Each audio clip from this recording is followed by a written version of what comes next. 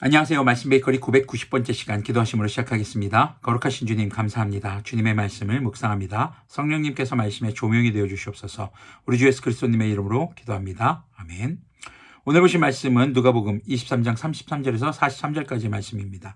그들은 해골이라고 하는 곳에 이르러서 거기서 예수님을 십자가에 달고 그 죄수들도 그렇게 하였는데 한 사람은 그의 오른쪽에 한 사람은 그의 왼쪽에 달았다. 해골, 바로 골고다라고 하는 곳이죠. 그때 예수님께서 말씀하셨다. 아버지, 저 사람들을 용서하여 주십시오. 저 사람들은 자기네가 무슨 일을 하는지를 알지 못합니다.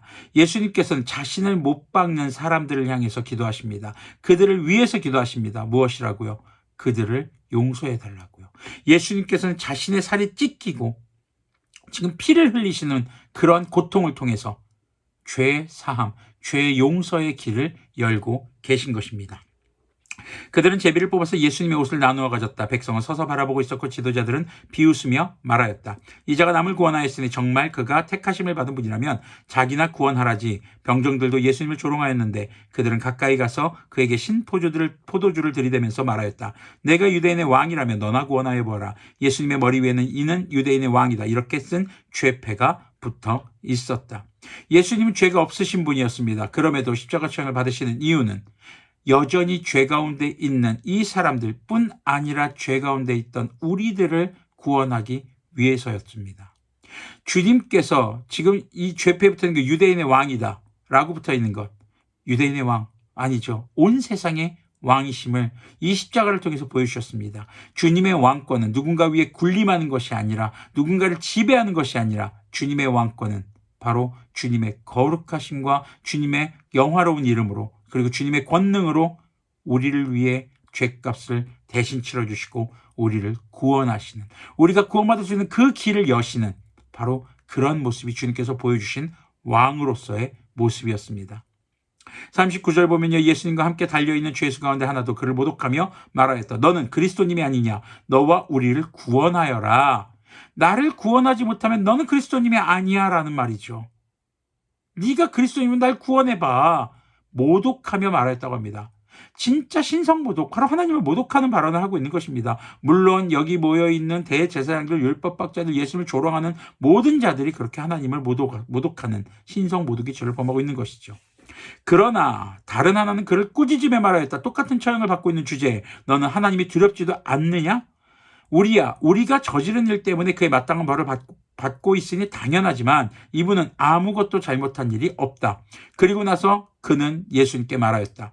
예수님, 주님이 주님의 나라에 들어가실 때에 나를 기억해 주십시오. 예수님께서 그에게 말씀하셨다. 내가 진정으로 너에게 말한다. 너는 오늘 나와 함께 낙원에 있을 것이다. 이 죄수, 또 다른 하나의 죄수는 똑같이 처형을 받고 있지만 하나님을 두려워합니다. 그리고 하나님을 모독하고 예수님을 모독하고 있는 그를 꾸짖습니다.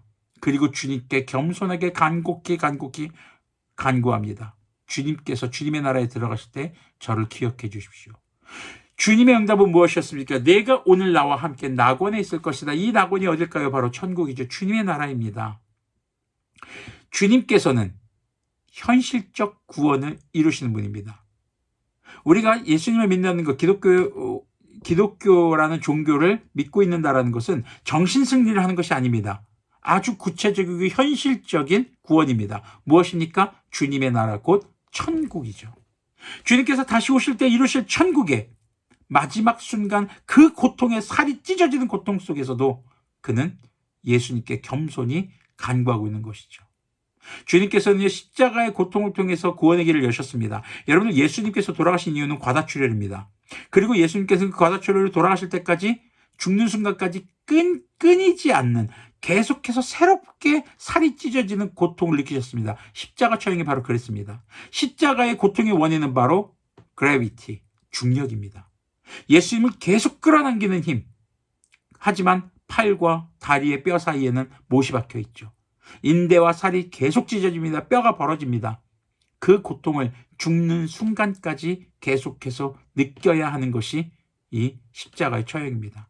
예수님은 그 고통을 당하시며 우리의 죄에 대한 대가를 대신 치러주시고, 우리가 우리 주 예수 그리스도님의 이름으로 회개함으로 주님의 용서를 받을 수 있는 길을 열어주신 것이죠. 그것이 우리 주 예수님께서 보여주시는 왕권의 모습이었습니다. 그리고 그것에 대한 현실적인 극명하게 대비되는 두 범죄자의 모습. 당시 십자가에 못 박힌다는 것은요, 단순 강도 아닙니다.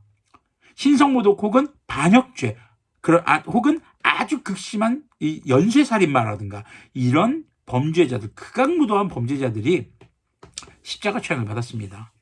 그런데 한 범죄자는 여전히 하나님을 모독하고 있습니다. 그러나 한 범죄자는 하나님 앞에 두려움을 느낍니다. 그리고 예수님 앞에 겸손히 자복하고 자신을 기억해달라는, 자신을 구원해달라는 간구를 주님께 드리고 있습니다. 그때 이 한 범죄자는 실제적인 주님의 구원을 경험하게 되는 것이죠. 물론 우리가 주님의 나라에 갈 때 이 사람도 만나게 될 것입니다. 오늘 주님께서는 어떻게 이 세상의 모든 인류의 왕이 되셨는가를 보여주십니다. 너는 나를 대신해서 나가서 싸우라가 아닙니다. 내가 너를 대신해서 죽을게. 대신 너는 거룩해져라. 너는 그 거룩함을 지켜라. 그 방법이 무엇입니까? 첫 번째, 하나님을 두려워하십시오. 하나님을 경외하는 믿음입니다. 두 번째, 주 예수 그리스도님의 이름으로 겸손히 우리의 죄를 고백하고 우리가 죄인인 것을 인정하고 주님의 구원을 간구하는 것입니다. 이 땅에서의 내 부귀영화가 그것이 구원이 아닙니다. 궁극적인 구원은 주님 나라 오실 때, 우리 주 예수님 다시 오실 때 이루실 그 구원인 것을 기억하며 오늘도 주 하나님 앞에 겸손하게 주님을 경외할 줄 알며 우리 주 예수 그리스도님의 이름으로 우리의 죄를 직시하고 겸손히 회개할 줄 아는 그런 그리스도인들, 주님의 구원에 참여할 수 있는 그리스도인들이 되기를 소망합니다. 기도하겠습니다. 거룩하신 주님, 감사합니다. 주님의 말씀을 묵상했습니다.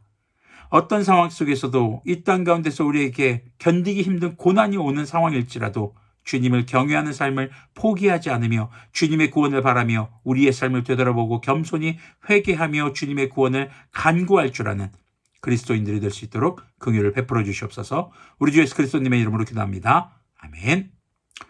네, 우리의 신앙생활이 주님 앞에 겸손히 주님을 두려워할 줄 알며 죄에 대해서 경각심을 가지고 우리가 주님 앞에 겸손히 회개하며 기도하며 구원을 간구할 줄 아는 그러한 그리스도인들이 되기를 소망합니다.